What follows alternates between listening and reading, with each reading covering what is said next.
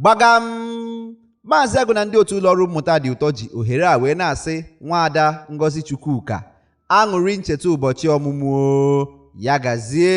Tata bụ ụbọchị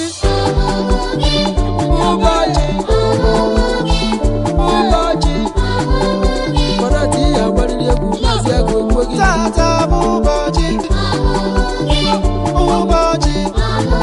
Tata bụ ụbọchị Kọrọtị ya gbarịrị egwu. Egwu ị ga-agba bụ egwu aṅụrị. Egwu aṅụrị.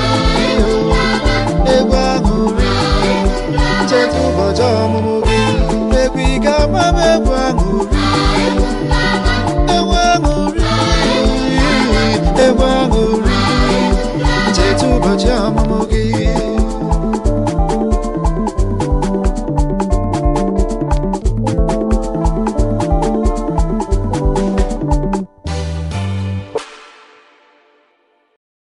Do you have a birthday coming up for yourself, your child, a friend, or a loved one?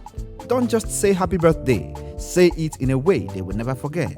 With Mmụta Dị Ụtọ, you can send a personalized birthday shout-out starring your favorite character from our viral Igbo cartoons and the celebrant as a cartoon character too. Imagine their joy when they see themselves celebrating alongside Maazị Agụ and friends. It's simple.